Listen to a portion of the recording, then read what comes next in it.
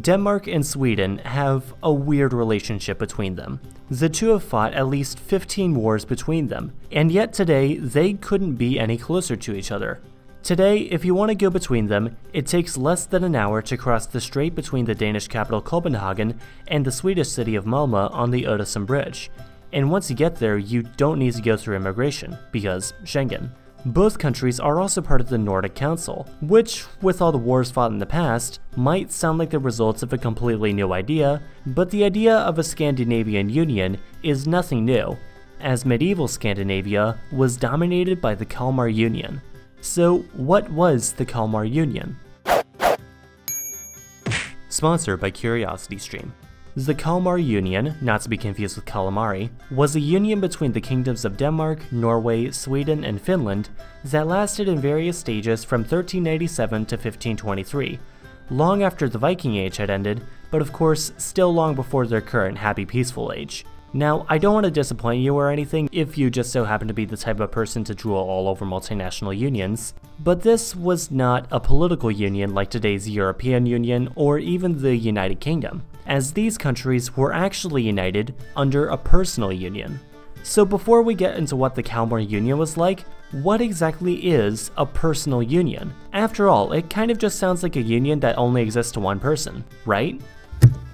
Look, guys, you're welcome to disagree with me if you want, but I personally think the US and Canada should be in the European Union. I mean, doesn't that just make sense? A personal union, however, is more like a union that only exists due to one person, as it is what happens when multiple countries are ruled by the same person, but still remain separate countries. For a modern example, take the United Kingdom and the Commonwealth countries. Canada, Australia, New Zealand, etc. are all independent nations from each other with their own governments, passports, currencies, immigration policies, and everything else. And yet their separate currencies, which are also called dollars, all have pictures of Queen Elizabeth II on them, since she is queen in these lands as well as in the UK. Of course, as little political and legal power as the Queen has in the UK, she has even less in these other countries, since we now live in an age where it's more acceptable to want local, democratically elected leaders. But that certainly wasn't the case in the 15th century, was it? In the lead up to the founding of the Kalmar Union, various Scandinavian aristocrats wanted to curb the influence of the Hanseatic League, which, if you saw my video on it, Denmark was not actually a part of. I just made an arrow in the map. It was also a bit of a passion project of not yet Queen Margaret I of Denmark, who married King Haakon VI of Norway and briefly also Sweden, who is himself the son of King Magnus IV of Sweden, Norway, and Scania. Margaret got her son Olaf to inherit the throne of Denmark in 1376 and Norway in 1380, a title he occupied until 1387, while his mom was still alive.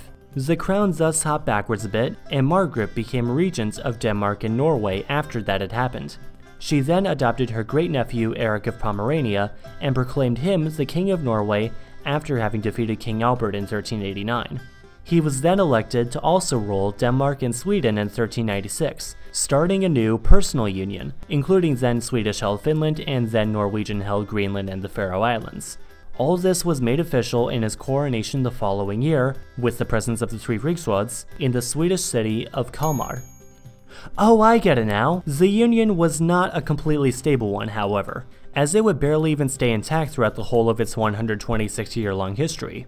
A conflict of interest quickly arose between the monarchy and the aristocracy, as the monarchy kept pushing to keep the Union in place, while the aristocracy steadily grew more skeptical of its purpose. The everyday Swedish populace wasn't too fond of it either, as became apparent in the 1430s when Sweden briefly became independent during the Engelbrekt Rebellion. A bit later on, nationalist Swedish elements also crowned Charles VIII King of Sweden on 3 different occasions in the 1440s and 50s. The Kalmar Union broke for the final time in 1523, with Sweden leaving Denmark and Norway. Sweden went on its own path, establishing a heckin' chonker of an empire in the Baltic Sea. These videos are going to be so fun to rewatch in 5 years. Denmark and Norway also went their own ways from Sweden as Denmark-Norway, with Norway originally supposed to be a part of Denmark, but instead remaining as kingdoms in what is called a real union. I might make a video on all the different types of unions out there at some point in the future, but a real union is somewhere between a personal union and a political union. Think a personal union, but with some non-royal institutions also shared between the two countries. This continued until 1814, when Norway and Sweden formed a union that lasted until 1905. These days, the Kalmar Union is definitely an interesting thing to think about, particularly as Finno-Scandinavia goes from its imperial phase to its let's stop fighting and trade more with each other and also be happier as countries phase. Oh, and also as Europe starts to unite all around it. Interestingly, Norway and Iceland are not part of the European Union, unlike Denmark, Sweden, and Finland, but they are part of the European Economic Area, and they're all part of the Schengen area. Although Finland is as of yet the only Eurozone country in the area. Oh, and there's also the Nordic Council, which CGP Grey already made a video discussing. Yeah, Northern Europe is an interesting place. I mean, at first they were Vikings, and now they're famous for being happy and peaceful. Man, how countries change. This video was brought to you in part by CuriosityStream, a service that I have personally been a fan of for a very long time, and in my opinion is probably the best place out there to watch high-quality documentaries. After all, it is a streaming service that will satisfy your curiosity. CuriosityStream has thousands of documentaries to choose from, covering basically everything from history to astronomy to sociology to biology. It's also available all over the world on basically any modern electronic device. So if you're able to watch this video, you can learn even more about whatever you want with CuriosityStream. The best part is that CuriosityStream is actually incredibly cheap. It only costs $2.99 per month or $19.99 for a whole year. Which in Northern Europe is basically nothing at all. Seriously, it's really expensive here.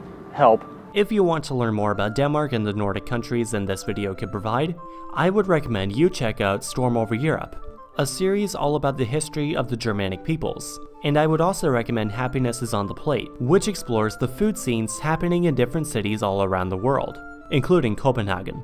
If you're still a little on the fence about it though, you can get a 30-day free trial by going to curiositystream.com/Canubis and by using the promo code Canubis at checkout. Seriously, do go and check it out. I've been using it for months and it's seriously a great service. Thanks for watching as always. If you want to see more from me, obviously be sure to like and share this video, and also follow @Canubis on Instagram and Twitter for updates, travel posts, and just overall random thoughts disguised as jokes. Of course, you can also just subscribe and enable notifications with the bell icon so you can learn something new every Sunday.